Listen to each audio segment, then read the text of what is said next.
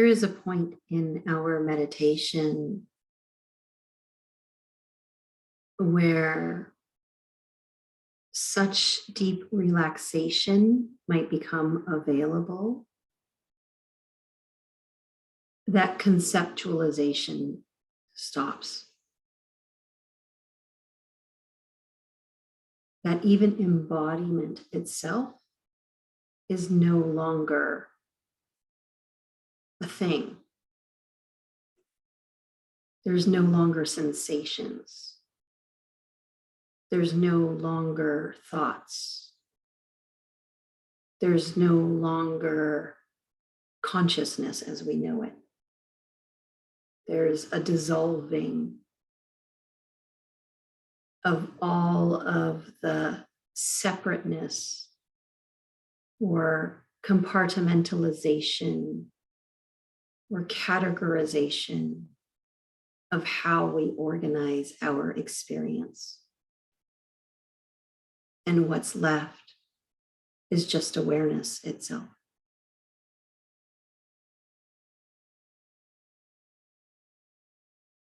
Just pure awareness.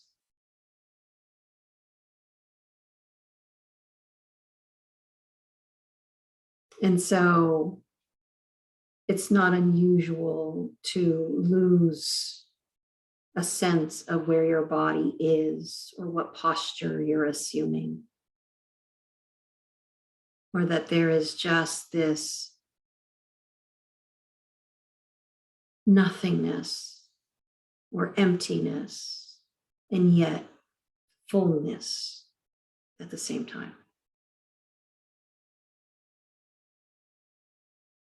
And often this isn't something that we can grasp with the conceptual mind.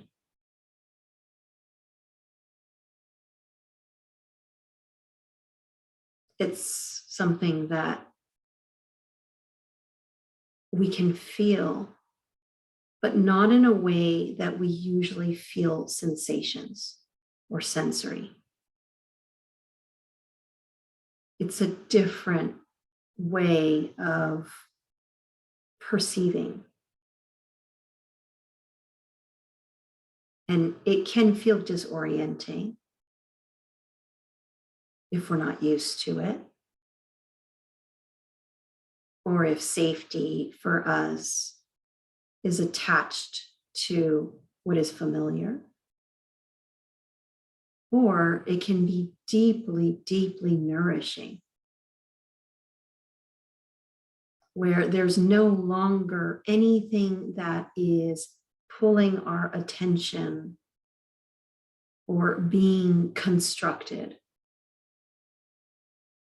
for the sake of understanding or knowing.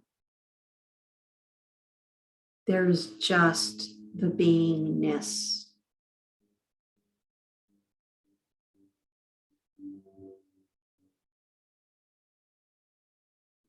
When we make contact with that mystery,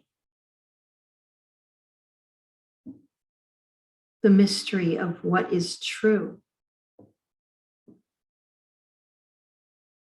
meaning the abstract essence of what is underneath all of the becoming a concept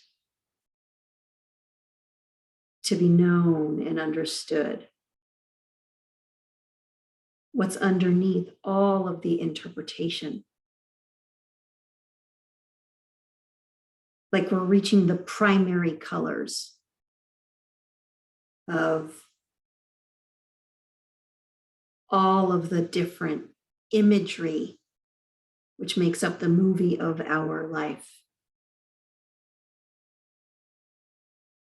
We're at the pixel level.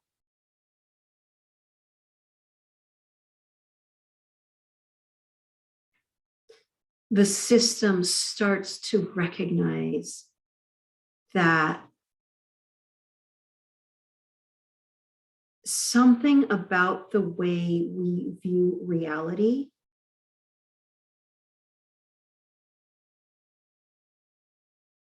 doesn't convey the actual reality.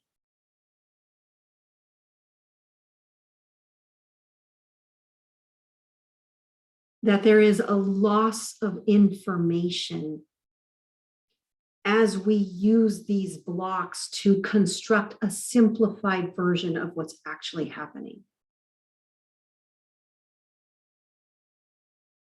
When we attach an experience to an explanation or a description by using a concept or a word, we lose the vividness and the richness of the experience itself.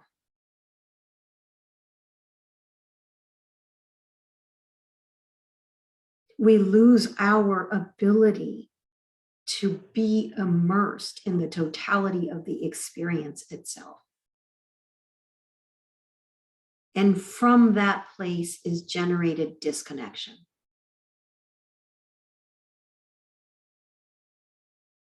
A sense of separateness. We're no longer a part of that abstract wholeness in which the idea of what's actually happening emerged, or the idea of what I am or who I am emerged. There's a separation. When we become an identity that is watching or perceiving something outside of us, and we are explaining and conceptualizing it,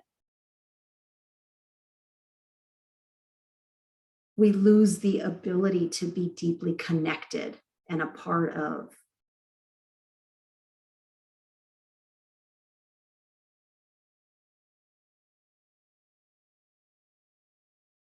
And yet there is something perfectly natural and necessary about this process. Because otherwise we would be dysfunctional. If we just sat and steeped in beingness all the time, we wouldn't eat. We wouldn't do the necessary things that we need to do to be able to survive. So there is this dual existence that we have. That in order to effectively be able to navigate our most fundamental survival needs, we need to be able to have access to information very quickly, to be able to respond very quickly. And so we've developed this other way of perceiving and understanding what is happening. We've hyper developed our executive functioning, and we've become incredible at being able to take in information and transmit it at very fast speeds. And we've become very effective in the practical aspects of our survivorship. However, we've lost the balance where we've become so effective at surviving that we have disconnected ourselves from the living itself. The experience of being alive itself.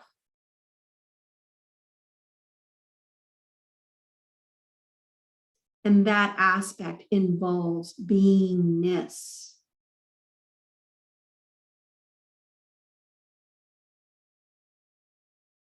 It involves feeling, experiencing.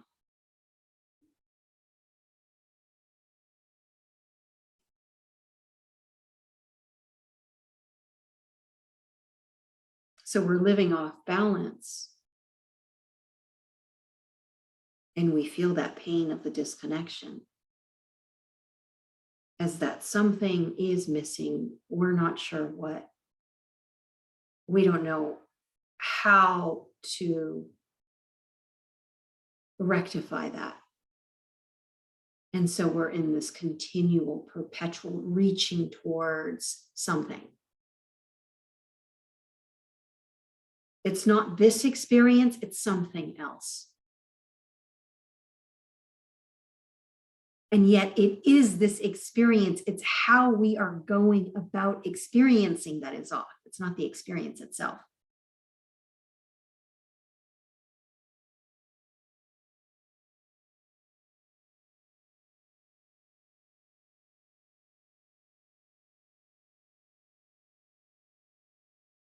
And this generates a chronic state of anxiety and dissatisfaction, because I don't know what's supposed to be happening, but it can't be this. And I'm not really sure what it should be, so I don't even know how to start or where to go. So I'll just do all of these different things and see what happens. And so I engage with my executive functioning in trying to assess the problem and solve the problem. But it's the using of the executive functioning solely that generates the problem.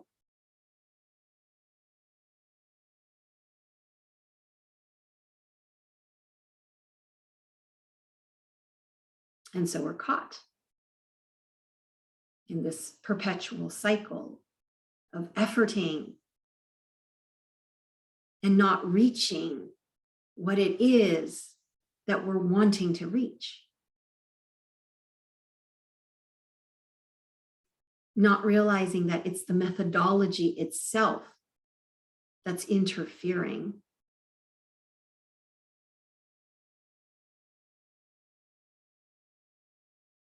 And where the attention goes is not to the methodology, but it's actually to the experience, the outside. It's not how I'm relating to what the experience is. It's the experience itself that's a problem. And when the attention is placed in the incorrect place for us to be able to do anything about it, nothing is going to change.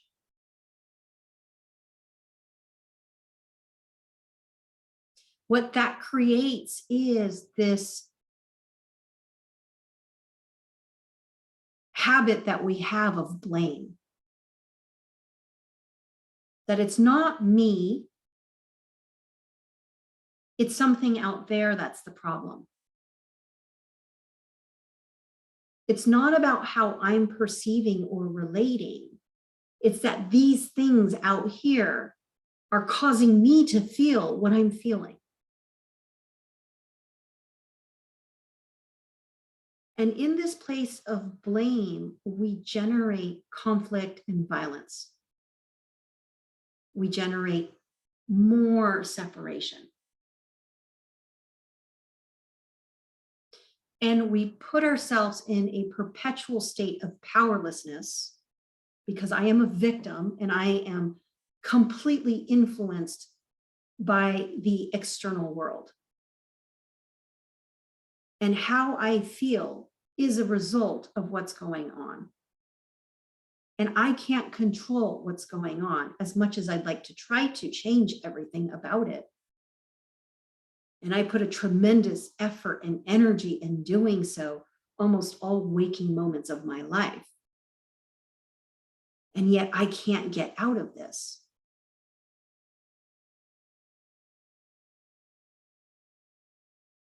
And worse yet, I'm creating harm for myself in believing this delusion, this idea that all my suffering is caused by what's happening around me, whether it be people or circumstances.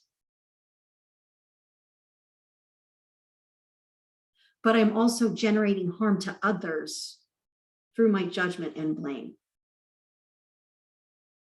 I am displacing the responsibility from me to them. And I'm doing so with an energy of defensiveness or offensiveness. And what this does is it triggers in them a feeling of unsafety. And the natural response will be to defend or offend. And so now together in relationship, we are perpetuating a story that generates more harm and dissatisfaction and takes us further and further and further away from the truth, which is this is all a fabrication of our mind.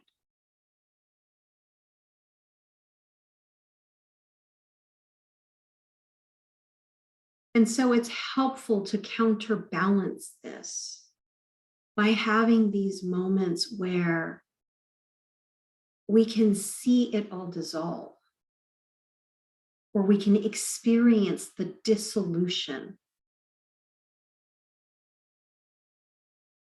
of the story or of the way we perceive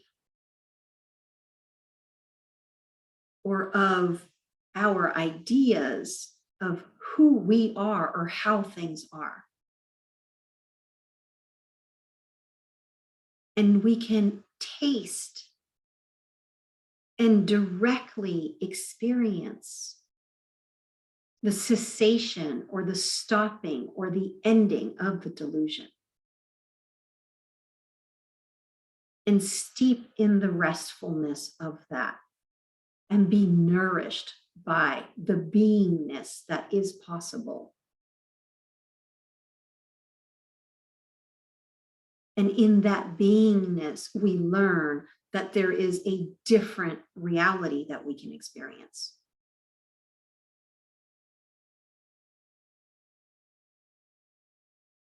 The reality of deep connection with how things are.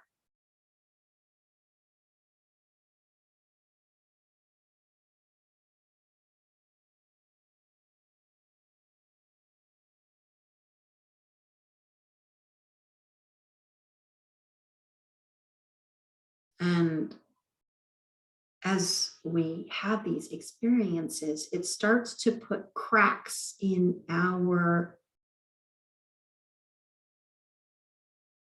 core beliefs that we have edified as truth. And these small cracks start to create weaknesses in the foundation that supports the very structure that has imprisoned us.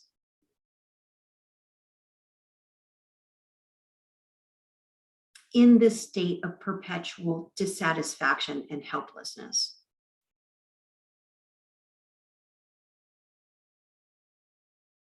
We start to question, investigate,